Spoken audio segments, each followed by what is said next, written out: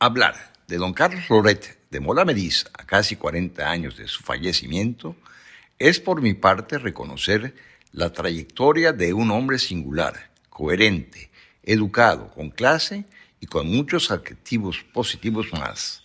Pero sobre todo es hablar de una persona que siempre le tuvo un amor íntegro a su estado natal de Yucatán. En breve relato trataremos de darle forma a una importante historia. Estudió en el Colegio Montejo y un año en la Escuela de Medicina de la Universidad de Yucatán en 1936. Creció con amistades de toda la vida y que siempre lo acompañaron, como Efraín Ceballos Gutiérrez y Alberto Colomé Bouzá.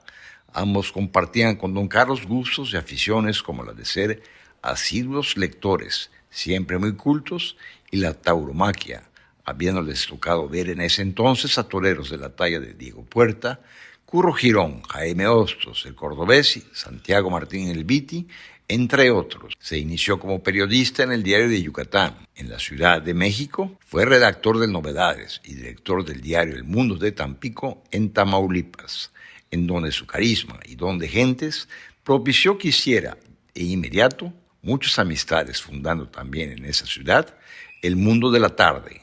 Fue director regional de la cadena periodística García Balseca y funda El Heraldo de la Tarde. Incursionó también en los noticieros cinematográficos. Asumió la dirección de radio, televisión y cinematografía. Funda el Diario de León y el Diario de Irapuato, siendo propietario del Norte de Chihuahua, que mantuvo hasta 1985. Sus artículos políticos se encuentran principalmente en el semanario Siempre, donde colaboró durante más de 30 años, desde 1953 hasta su muerte. Fue editorialista de Excelsior, de Siempre, de Impacto y de Por Esto. Carlos Loret de Mola, escritor y periodista polémico, dedicó gran parte de su obra a evaluar la administración pública de México entre 1970 y 1986. Era el de don Carlos un espíritu en llamas. Su psicología no estaba hecha para el reposo, sino para la lucha, trastocando en su escritura fibras muy peligrosas. Su hijo Rafael y su nieto Carlos han destacado también como periodistas, escritores y comentaristas taurinos. Don Carlos fue miembro del comité directivo del PAN en 1945 y participó activamente en varias campañas del que fuera su partido. Periodista de siempre, político circunstancial y ya estando en el PRI, lo llevó a ser, por esa inquietud de espíritu, a los 40 años de edad diputado federal por el estado de Yucatán, luego senador de la República y finalmente, el 18 de agosto de 1969, una llamada irrumpe en casa de la abuela Tula, alrededor de las 9 de la noche, cuando ya nos disponíamos a descansar. Hija, ya he sido nombrado para candidato al gobierno de Yucatán. Salgo en carretera con tus hermanos. Comienza mi campaña a partir de hoy. Fueron las palabras al teléfono. No había más. Aceptaba un compromiso vital en su vida. Llegando por carretera a Yucatán, recorrió cada pueblo que conducía a la capital del estado.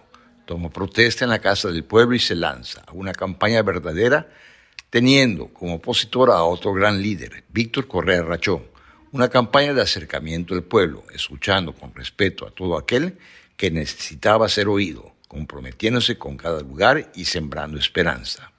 Era un hombre con fuertes vínculos en el Estado, sin embargo, que duda cabe, su propaganda era eficiente. El presidente lo había elegido y el presidente no perdía, y el presidente y su candidato no perdieron oficialmente. Ante un auditorio lleno, toma protesta como gobernador del estado el 1 de febrero de 1970. Un largo discurso que estremecía. Todos sus hijos, su esposa, madre, hermana, suegra y familia en general lo acompañaron ese día.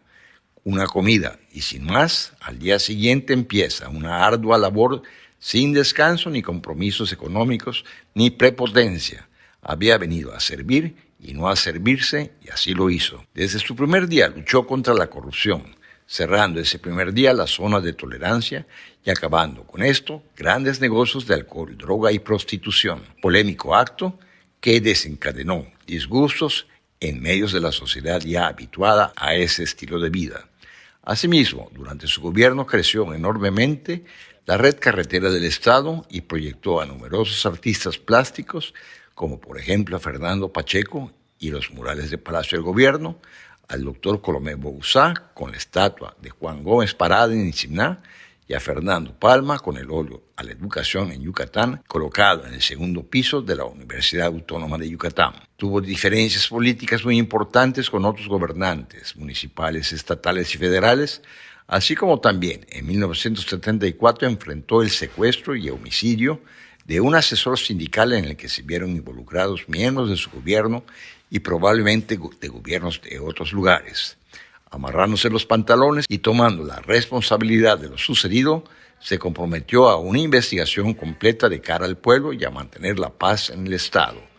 Fue apoyado por grandes hombres del empresariado yucateco para la solución de estos problemas como Alberto Casares Ponce, Raúl Casares Cantón y Víctor Arjona Barbosa, líderes empresariales en ese entonces. La situación en el Estado era en la que imperaba la anarquía y se violentaba el Estado de Derecho, con pérdidas económicas muy importantes.